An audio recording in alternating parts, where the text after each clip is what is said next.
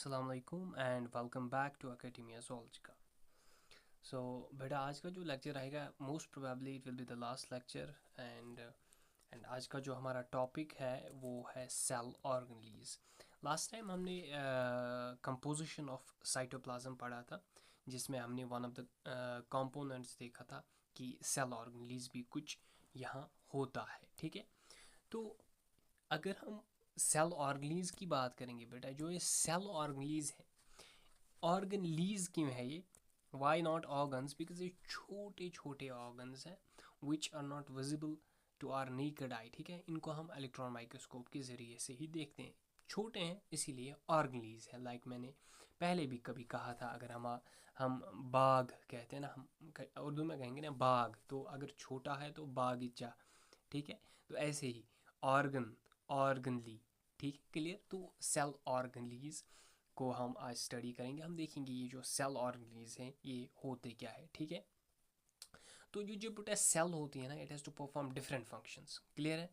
Okay, तो इस cell के पास बहुत सारी मेम्ब्रेन बाउंड ऑर्गेनेलीज होते हैं। बहुत सारे बोले तो लिमिटेड है, हमें आगे जाके डिस्कस करना है। ठीक है, तो इसके पास जो ये ऑर्गेनेलीज होते हैं ये इसको हेल्प करते हैं to carry out different functions. Okay, और ये जो सेल ऑर्गेनेलीज है, ठीक है, सेल ऑर्गेनेलीज है, ये कहाँ कहाँ हेल्प करते हैं, कौन कौन सा सेल ऑर्गेनेली जो है क्या क्या काम करता है, उसके क्या क्या फंक्शन है, वो हम आज के इस लेक्चर में इंशाल्लाह क्लियर करेंगे। ठीक है, तो एज यहाँ पर इसने दिया हुआ है, सेल ऑर्गेनेलीज जो होते हैं, these are specialised structures inside a cell that perform specific functions necessary for cell survival, growth and reproduction. जैसे मैंने कहा आपको, ये जो सेल ऑर्गेनेलीज हैं ये बहुत सारे फंक्शंस करते हैं। ठीक है, वो फंक्शंस किस चीज़ के लिए ज़रूरी है, for the survival of the cell, cell की ग्रोथ के लिए and reproduction of the cell. ठीक है, यहाँ पर इसने एक 5 लाइन देखो आप, think of them as organs of the cell each with a unique role just like your heart, lungs और स्टमक। हाँ, ऐसे ही जैसे हमारे ऑर्गन्स काम करते हैं ना, और वही हार्ट क्या करता है, पंप ब्लड करता है। ठीक, लंग्स क्या करते हैं, रेस्पायरेशन में हेल्प करते हैं, ऐसे ही स्टोमक। ठीक है, तो ऐसे ही ये कहता है, आप ऐसे ही सोचो, सेल में ये जो छोटे छोटे ऑर्गनलीज हैं या ऑर्गन्स हैं, ठीक है, ये भी ऐसे ही कुछ काम करते होंगे। तो पहला जो ऑर्गन है हमारे पास, दैट इज एंडोप्लाज्मिक रेटिक्यूलम। हम देखेंगे ये एंडोप्लाज्मिक रेटिक्यूलम क्या है। At last I have for you some figures, मैंने कुछ यहाँ पर दी हुई है, उनकी हेल्प से हम हर किसी ऑर्गन को देखेंगे। ठीक है, तो पहला सेल ऑर्गेनेली जो हमारे पास है, एंडोप्लाज्मिक रेटिक्यूलम। पहली बात ये याद रखो बेटा, ये जो एंडोप्लाज्मिक रेटिक्यूलम होता है ना, it exist as a membranes network. ठीक है, ठीक है, ओके, मेम्ब्रेन्स नेटवर्क, इसमें फ्लूइड फिल्ड ल्यूमेन होता है। ठीक है, which almost fills up the intracellular cavity. ठीक है, ओके, और इसी को हम एंडोप्लाज्मिक रेटिकुलम कहते हैं। जैसे यहाँ पर इसने लिखा है, जो एंडोप्लाज्मिक रेटिकुलम है, it is like the cell's factory and transport network. It makes important molecules, like ये प्रोटीन्स बनाता है, लिपिड्स बनाता है, and moves them around inside the cell. Clear है ये बात? ओके, अब थोड़ी सी इसने डेफिनेशन दी है एंडोप्लाज्मिक रेटिकुलम की। क्या कहा है, ये जो एंडोप्लाज्मिक रेटिकुलम है ये एक नेटवर्क है। Network of what? It's the network of flattened sacs. ठीक है, like this. Okay, network of flattened sacs. I am unable to make it in 3D form, तो आप बस मतलब याद रखो, अभी आगे जाकर एक फिगर भी है जिससे हम समझने की कोशिश करेंगे। ठीक है, तो क्या कहा है, ये जो एंडोप्लाज्मिक रेटिकुलम है ये एक नेटवर्क ऑफ फ्लैटेनेड सैक्स है और ट्यूब्यूल्स है। ठीक है, it's made of membrane. Tubules छोड़ो, वेजिकल्स भी है इसमें। ठीक है, it can come in 3 forms, या तो ये क्या क्या मतलब किस फॉर्म में आ सकता है, या तो ये पहली सिस्टर्ने फॉर्म में, दीज क्लोज फ्लूइड फिल्ड सैक्स में इसकी फॉर्म में हो सकता है, या तो ये वेजिकल की फॉर्म में होगा, या तो ये ट्यूब्यूल की फॉर्म में होगा। क्लियर है ये बात? Okay, it's found in cytoplasm of eukaryotic sales. Okay, eukaryotic cells में ये फाउंड किया जाता है, cytoplasm of eukaryotic sales. Prokaryotes में नहीं होता है, क्योंकि वहाँ एक ही ऑर्गेनेल हमें देखने को मिलता है, that is ribosomes. Other than that जितने भी सेल ऑर्गेनेल्स हैं, मेम्ब्रेन बाउंड ऑर्गेनेल्स, वो वहाँ नहीं होते हैं, इसीलिए ये कहाँ फाइंड किया जाता है, यूकैरियोटिक सेल्स में। और क्या कहा इसने, it's continuous with outer membrane of the nuclear envelope. Nuclear envelope का जो आउटर मेम्ब्रेन है उससे ये क्या है, कंटिन्यूस है, यानी कि इसका जो मेम्ब्रेन है उससे जुड़ता है कहीं ना कहीं, ठीक है। अब हमारे पास कितने टाइप्स ऑफ एंडोप्लाज्मिक रेटिकुलम है? ओके, मेनली हमारे पास दो है। कितने हैं? दो। एक है रफ एंडोप्लाज्मिक रेटिकुलम बेटा, और दूसरा है स्मूथ एंडोप्लाज्मिक रेटिकुलम, ठीक है। हाँ, ये जो रफ एंडोप्लाज्मिक रेटिकुलम है ना, it appears to be rough because of the presence of ribosomes, याद रखो आप, ठीक है। तो रफ एंडोप्लाज्मिक रेटिकुलम पे राइबोसोम्स होता है, then these are attached to its outer surface and appears to be rough under a microscope। Protein synthesis करता है ये, ठीक है। यहाँ पर सॉरी, यहाँ पर अच्छे से नहीं दिया हुआ है, बट स्टिल ये प्रोटीन सिंथेसिस में हेल्प करते हैं, ठीक है, ये ribosomes, specially for secretion membrane proteins and lysosomal enzymes and initial protein modification, ठीक है, like folding, adding sugar chains। दूसरा है स्मूथ एंडोप्लाज्मिक रेटिकुलम। ये जो बेटा स्मूथ एंडोप्लाज्मिक रेटिकुलम होता है, इस पे राइबोसोम्स प्रेजेंट नहीं होते हैं, ठीक है। इस स्मूथ एंडोप्लाज्मिक रेटिकुलम पे राइबोसोम्स प्रेजेंट नहीं होता है, इसीलिए इसने कहा है no ribosomes present, it appears to be smooth, ठीक है। एंड मोस्ट इंपॉर्टेंट बात, ये लिपिड सिंथेसिस में हेल्प करता है, लाइक फैट्स, फॉस्फोलिपिड्स, स्टेरॉइड्स, ठीक है। दूसरी एक फंक्शन देखो, detoxification of drugs, okay, poisons, liver cells, storage of calcium ions करता है in muscle cells for contraction, ठीक है। अगर हम जो है एंडोप्लाज्मिक रेटिकुलम की फंक्शंस देखेंगे ना, तो मैन कुछ फंक्शंस हैं। Number first, protein synthesis. Endoplasmic reticulum कौन सी फंक्शन करता है? Protein synthesis is one of the functions that is does, ठीक है। जो इस पे राइबोसोम्स प्रेजेंट होते हैं, these make proteins that enter the endoplasmic reticulum for folding and modification, ठीक। लिपिड सिंथेसिस में हेल्प करता है। लिपिड सिंथेसिस में कौन सा ये एंडोप्लाज्मिक रेटिकुलम हेल्प करता है? Smooth endoplasmic reticulum. वेराज जो रफ एंडोप्लाज्मिक रेटिकुलम है वो प्रोटीन सिंथेसिस में हेल्प करता है, ठीक है। लिपिड सिंथेसिस में क्या होता है? It makes phospholipids and steroids for membranes, ठीक है। तीसरी इंपॉर्टेंट फंक्शन है डिटॉक्सिफिकेशन, जो स्मूथ एंडोप्लाज्मिक रेटिकुलम करते हैं, ठीक है। It breaks down harmful substances, ठीक है। Fourth, transport, it moves proteins and lipids to Golgi apparatus, ठीक है। फिफ्थ फंक्शन जो इसकी है, दैट इज कैल्शियम स्टोरेज। वो भी कौन सा एंडोप्लाज्मिक रेटिकुलम करता है? Smooth endoplasmic reticulum. एंड ये कैल्शियम स्टोरेज जो है ना बेटा, it's important for muscle contraction, ठीक है। तो ये कुछ 5 फंक्शंस है इसकी जो आपको याद रखनी है, ओके। की पॉइंट्स छोड़ दो, की पॉइंट्स आप वहीं पे, ज़रूरी नहीं है, ओके। अब गोल्गी एपरेट्स पे आते हैं। One of the second organelles जो हमारा सेल ऑर्गनली है, दैट इज गोल्गी एपरेट्स। क्लियर है बेटा? अब देखने की कोशिश करेंगे हम, ये जो गोल्गी एपरेट्स है ये है क्या। गोल्गी एपरेट्स को आप ये याद रखो, गोल्गी एपरेट्स को हम गोल्गी बॉडी भी कहते हैं, ठीक है। इसको हम क्या कहते हैं? गोल्गी बॉडी भी कहते हैं और गोल्गी कम्प्लेक्स भी कहते हैं, गोल्गी एपरेट्स भी कहते हैं। क्लियर है? तो ये जो गोल्गी एपरेट्स है ना, इसने यहाँ क्या लिखा है? It's like the cell's post office, ठीक है। पोस्ट ऑफिस क्यों कहा है? Because it receives products like proteins and lipids from the endoplasmic reticulum. Endoplasmic reticulum से जब प्रोटीन्स या लिपिड्स बन के निकलते हैं ना, then these are received by the Golgi apparatus. फिर गोल्गी एपरेट्स का काम क्या है? इनको मॉडिफाई करना। गोल्गी एपरेट्स फिर जो गोल्गी एपरेट्स जो है, ये फिर इन प्रोटीन्स को that are received by the Golgi apparatus and made from endoplasmic reticulum. ये एंडोप्लाज्मिक रेटिकुलम जो है प्रोटीन्स और लिपिड्स को सेंसाइज करता है, ठीक है। फिर इनको गोल्गी एपरेट्स रिसीव करता है। After that when they are made in endoplasmic reticulum, फिर उनको रिसीव करता है Golgi apparatus, and Golgi apparatus इन प्रोटीन्स एंड लिपिड्स को मॉडिफाई करता है, ठीक है। इनको सॉर्ट करता है and it sends them to their correct destination. जहाँ जहाँ इन प्रोटीन्स और लिपिड्स की ज़रूरत है, वहाँ वहाँ इन्हें गोल्गी एपरेट्स भेजता है, ठीक है। डेफिनेशन में क्या कहा है? ये जो गोल्गी एपरेट्स है या गोल्गी कम्प्लेक्स है या गोल्गी बॉडी है, जो भी है, it is the stack of flattened membrane bound sacs, okay, cisternae इन्हें कहते हैं, found in cytoplasm of eukaryotic cells. ये भी प्रोकैरियोटिक सेल्स में नहीं होता है, मेम्ब्रेन बाउंड ऑर्गन है, तो it is present in eukaryotic cells. ये भी flattened stack of flattened sacs की तरफ होता है, like this. I will try to make, ठीक है, ओके, लाइक दिस, ठीक, ओके। आगे जाकर हम देखेंगे स्ट्रक्चर क्या है इसका। स्ट्रक्चर अगर हम देखेंगे ना इसमें, तो we we may see cisternae are the flattened membrane sacs arranged in a stack like pancakes, ठीक है. Okay, we may see cis phase, it is the entry side, इसको हम cis phase कहते हैं, ठीक है. फिर क्या कहा है, फेसिस, ये जो सिस स्पेस है ना, it faces the endoplasmic reticulum.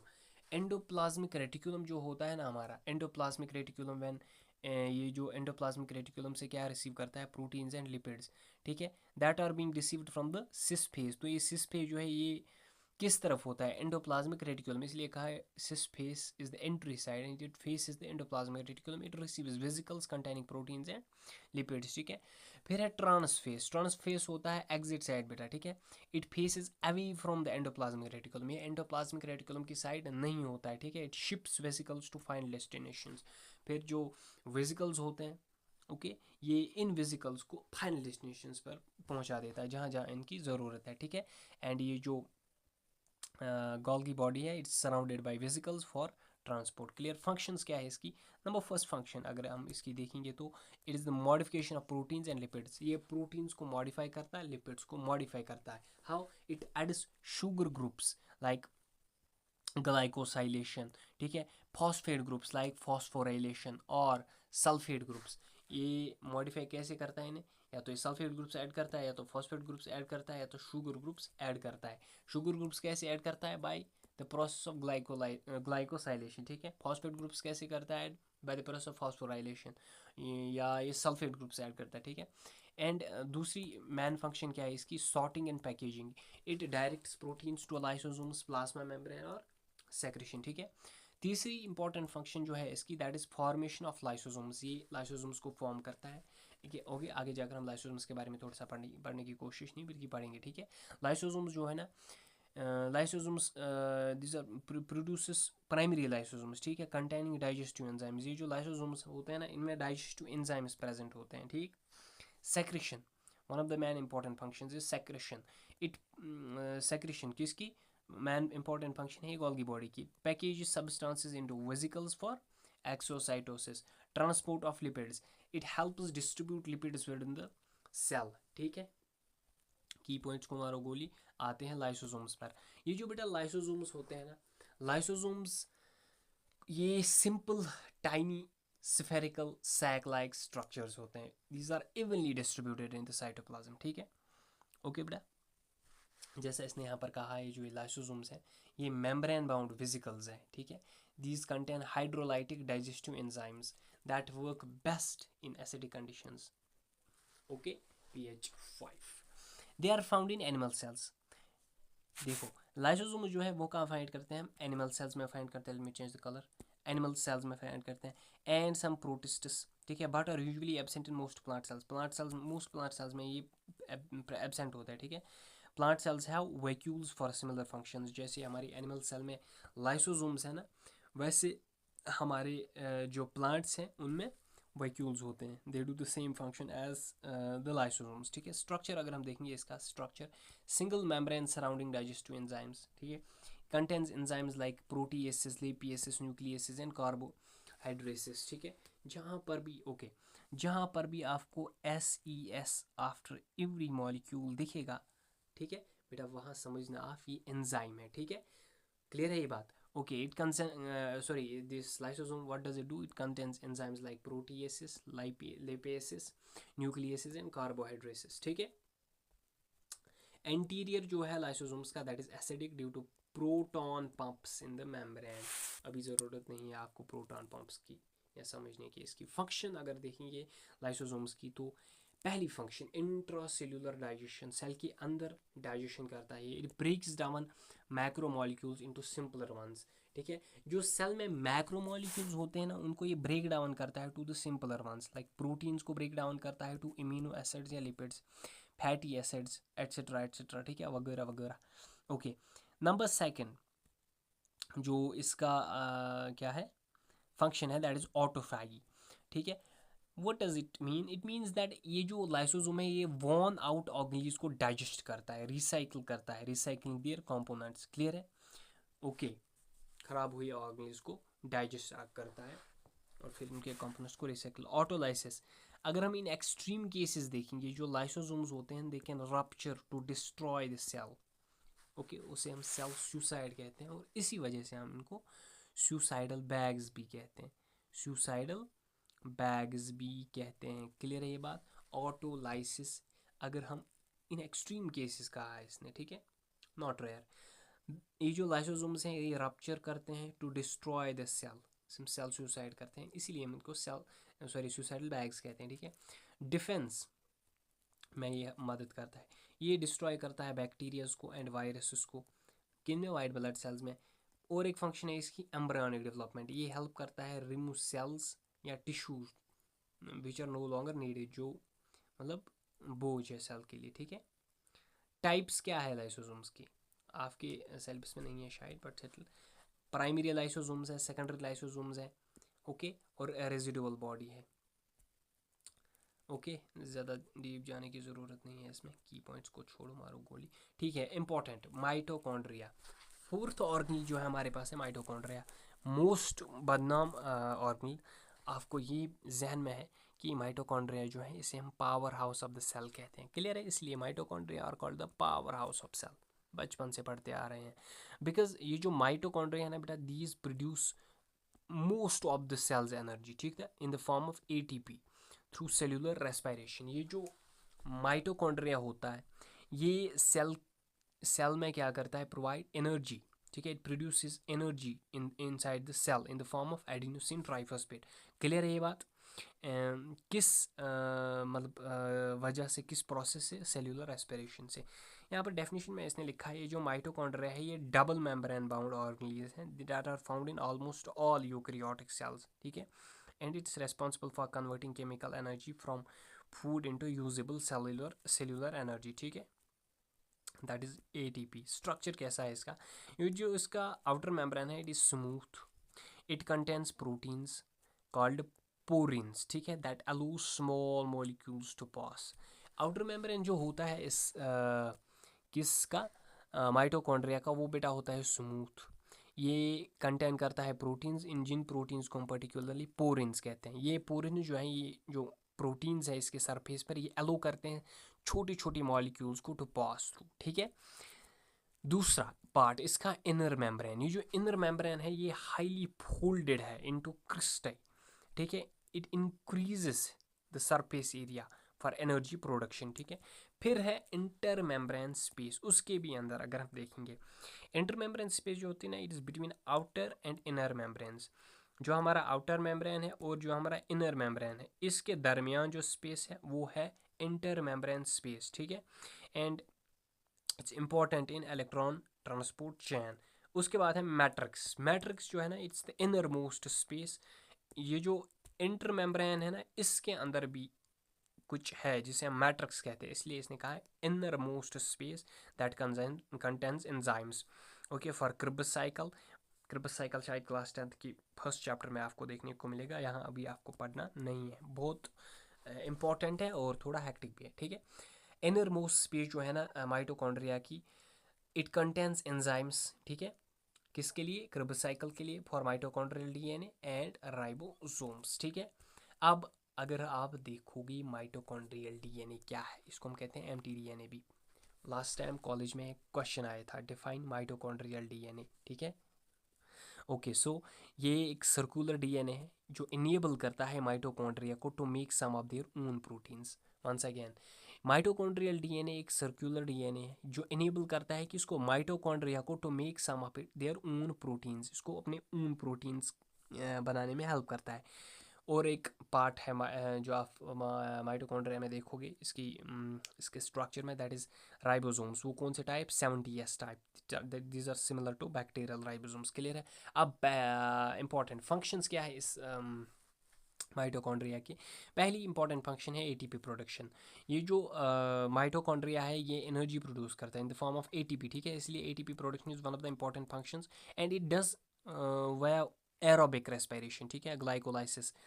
Cribs cycle को देखने को मिलेगा आपको, आगे जाकर आपको समझ आ जाएगा ये क्या है, ठीक है। आप इतना याद रखो कि ये एरोबिक रेस्पिरेशन से एटीपी मॉलिक्यूल्स की प्रोडक्शन करता है, ठीक है, ओके। दूसरा इंपॉर्टेंट फंक्शन है इसका हीट प्रोडक्शन, क्लियर? दूसरा इंपॉर्टेंट फंक्शन जो है इसका वो है हीट प्रोडक्शन। वो क्या है?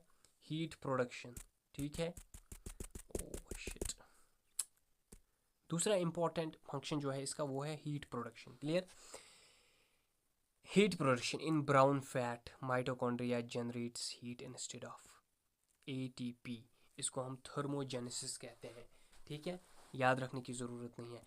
तीसरा इंपॉर्टेंट फंक्शन क्या है इसका? Calcium storage. आप बस फंक्शंस याद रखो, आपके मे बी आपके एग्जाम्स में ये पूछे जाए। ठीक है, कैल्शियम स्टोरेज ये रेगुलेट करता है कैल्शियम आयंस को कंसंट्रेशन इन द सेल। ठीक है, ओपोटोसिस रेगुलेशन आपके सिलेबस में नहीं है, छोड़ दो। Metabolism of fats and amino acids याद रखो। सिट अगर आप ये भी याद रखो ना, ओपोटोसिस रेगुलेशन, बस फिर याद ही रखो। ठीक है, ओके। स्पेशल फीचर्स ज़रूरी नहीं ना, तो की प्लांट्स पॉइंट ज़रूरी है। फिर है प्लास्टिड्स। ये जो प्लास्टिड्स है बेटा, प्लास्टिड्स है डबल मेम्ब्रेन बाउंड ऑर्गेनीज। ठीक है, which are found in plant cells and alga। Clear है?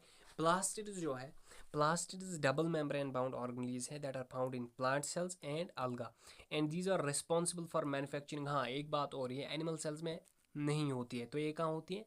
प्लांट सेल्स में ही होती है और alga में होती है। These are responsible for manufacturing and storing important chemical compounds.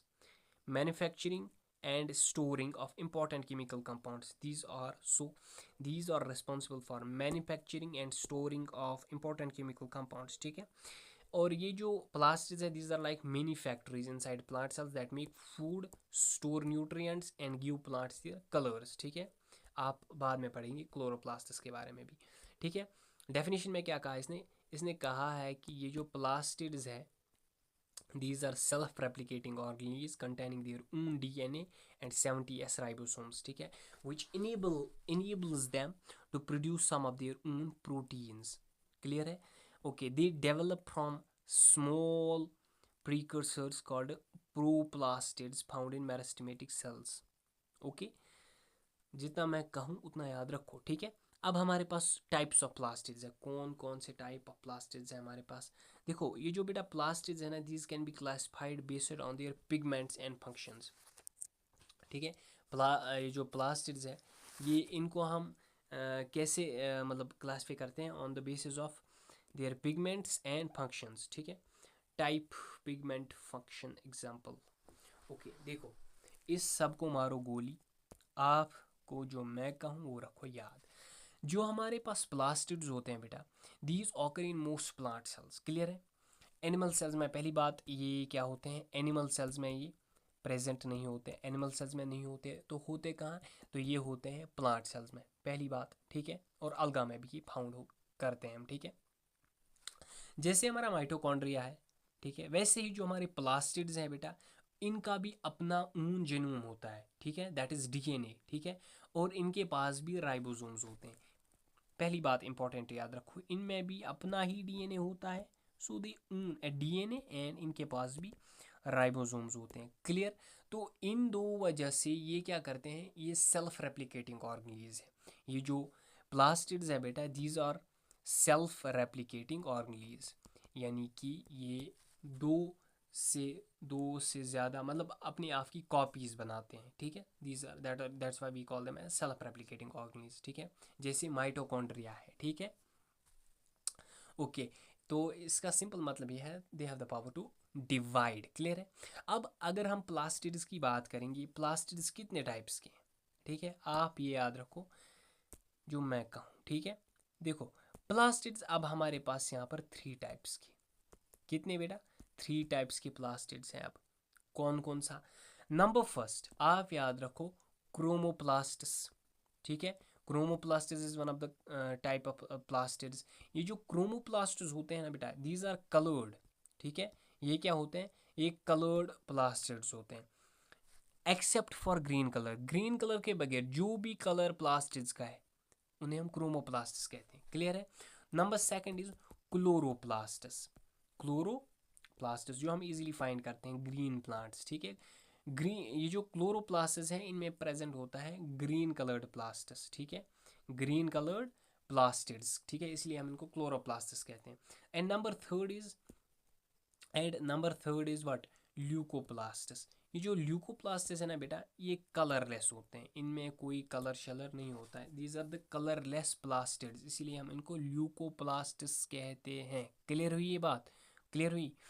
अब प्लास्टिड्स की कुछ फंक्शंस, ठीक है, अगर आपको कोई कहेगा प्लास्टिड्स की कोई फंक्शन बताओ, ठीक है, तो आप क्या कहोगे?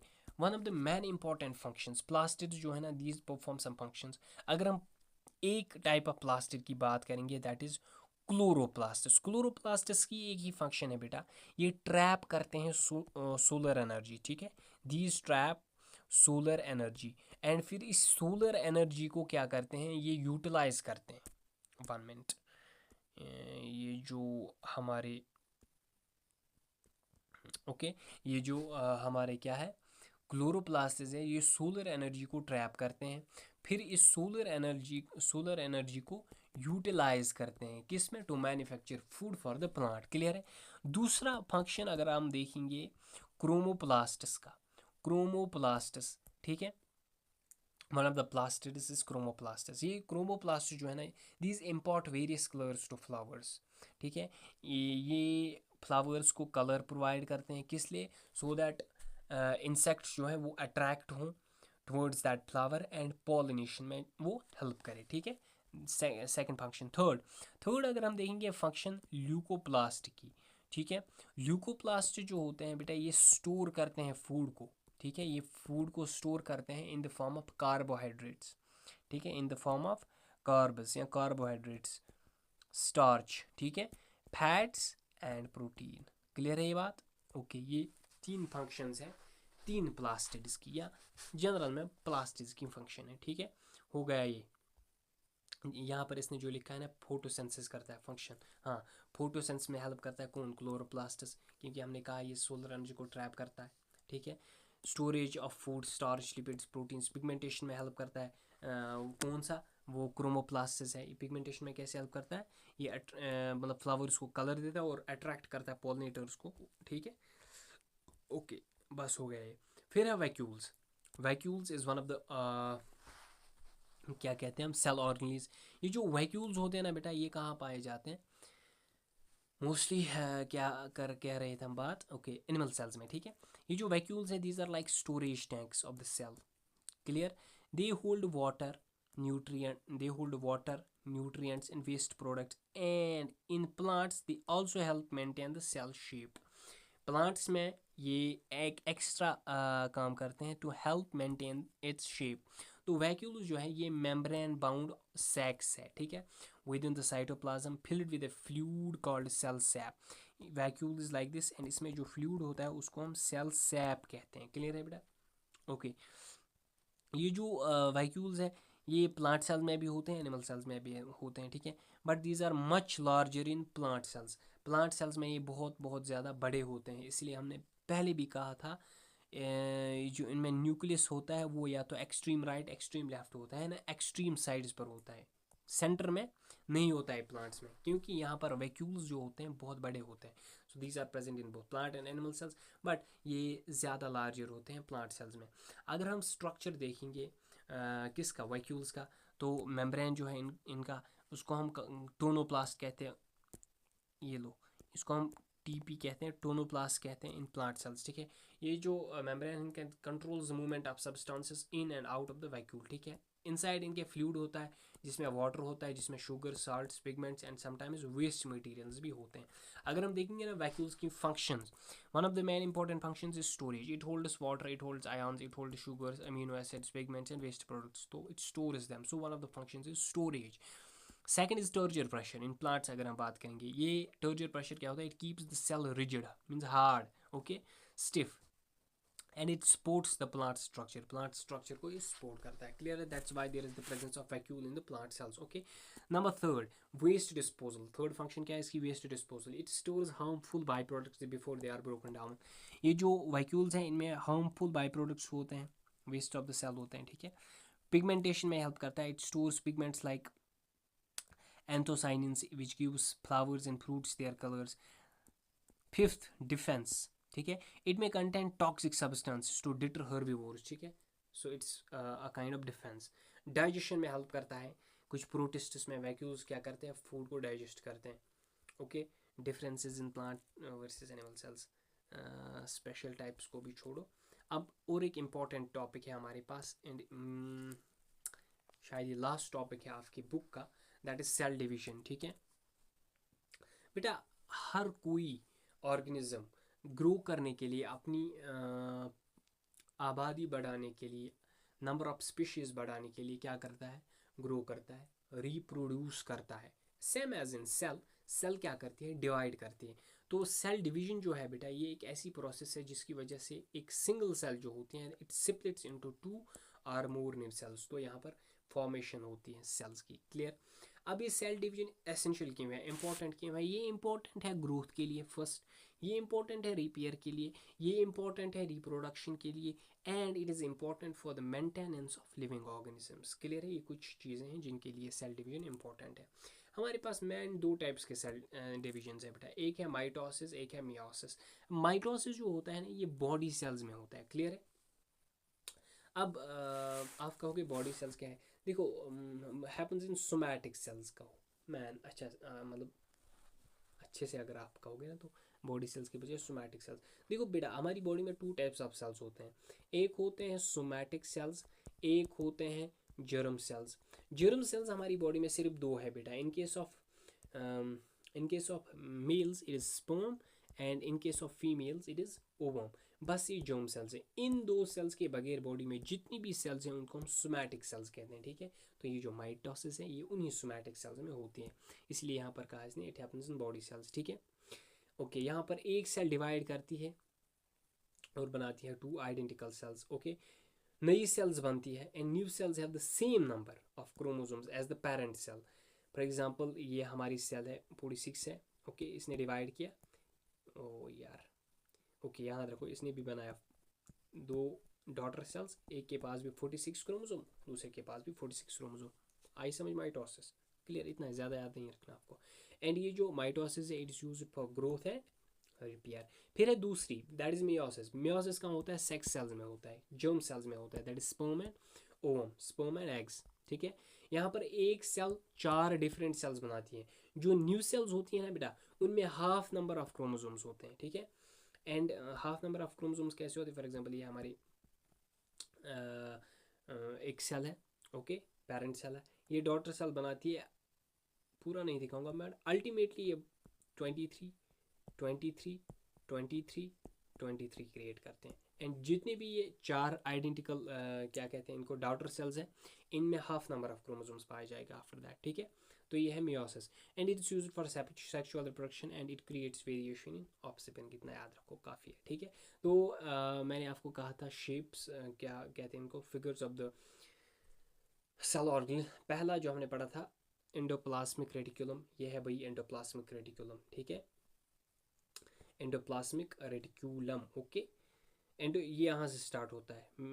एंडोप्लाज्मिक रेटिकुलम जो होता है ना बेटा, it is continuous with the nucleus. Clear है? ये न्यूक्लियस से कंटिन्यूस होता है। ठीक है, ओके, ये जो है ना हमारा nucleus, it is continuous with nucleus. यहाँ से देखो आप, ये ऐसे मेम्ब्रेन, एक ही मेम्ब्रेन शेयर करता है, इसलिए it is continuous with nucleus. ठीक है, this is the cisternal space, these are the cistern है, ये जो आप देख रहे हो। ठीक है, रफ एंडोप्लाज्मिक रेटिकुलम में इसीलिए क्योंकि ये जो डॉट डॉट डॉट डॉट है यहाँ पर प्रेजेंस ऑफ राइबोसोम्स है, इसीलिए ये है रफ।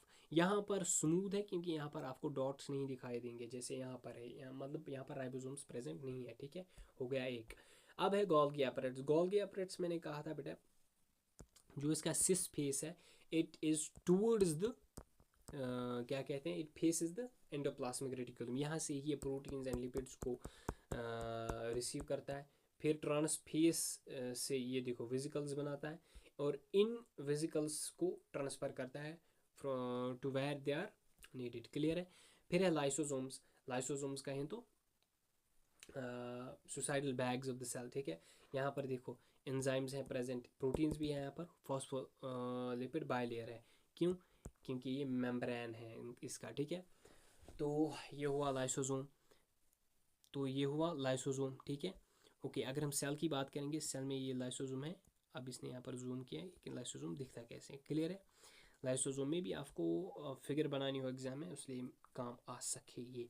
फिर है माइटोकॉन्ड्रिया। ठीक है, माइटोकॉन्ड्रिया जो है हमने कहा था अंदर से क्या होता है, ये कॉइलेड स्ट्रक्चर होता है, ठीक है। फिर एक होता है आउटर मेम्ब्रेन, दूसरा होता है इनर मेम्ब्रेन, फिर होता है इनर मोस्ट मेम्ब्रेन जहाँ पर प्रेजेंट क्या होता है, मैट्रिक्स, ठीक है। इसमें भी राइबोसोम्स है, इसमें भी डीएनए है, so it is self replicating organ, ठीक है। ओके, उसके बाद क्या है, प्लास्टिड्स हैं, हमने प्लास्टिड्स की बात की। फिर प्लास्टिड्स में थैलाकॉइड्स होते हैं, स्ट्रोमा होता है, ठीक है, वगैरह वगैरह जो भी है। तो आप ये अपने आप ही पढ़ने की कोशिश कीजिए, ठीक है। ओके, फिर है वैक्यूल। वैक्यूल जो है बेटा, ये जो वैक्यूल है, मैंने कहा था वैक्यूल का जो आउटर मेम्ब्रेन है उसको हम क्या कहते हैं, टीपी कहते हैं, टोनोप्लास्ट कहते हैं। अंदर इसमें एक फ्लूइड होता है जिसमें क्या प्रेजेंट होता है, वाटर प्रेजेंट होता है, आयंस प्रेजेंट होता है, वगैरह वगैरह जो भी मेटल है वहाँ प्रेजेंट होता है, और उसको हम सेल सैप कहते हैं। क्लियर है ये बात? ओके, सो ये तो हो गया ख़त्म। ओके, तो this was all, this was the E and D of the chapter, and in the next lecture इंशाल्लाह जब भी आए तो हम उसमें टिश्यूज़ पढ़ने की कोशिश नहीं बल्कि टिश्यूज़ पढ़ेंगे, ठीक है। और आगे जो लेक्चर्स आएंगे वो हर रोज़ आएंगे, ठीक है बेटा, एक दिन छोड़ के नहीं आएंगे। बट जो लेक्चर्स आएंगे उनमें से एक दिन 9th होगा, एक दिन 10th का होगा, ठीक है। अब 9th का एक लेक्चर आएगा, एक लेक्चर आएगा 10th का, ठीक है। मंडे से स्टार्ट करेंगे, फिर मंडे आएगा 9th, ट्यूसडे आएगा 10th, ऐसे ही रोटेट होता रहेगा। तो 3 क्लासेस आएंगे 9th के, 3 क्लासेस आएंगे 10th के इन अ वीक, संडे होगी ऑफ, ठीक है। So let me end this chapter, let me end this topic and let me clear this lecture now. Okay, so फी अमानिल्लाह, see you in the next lecture and next chapter inshallah very soon. Bye.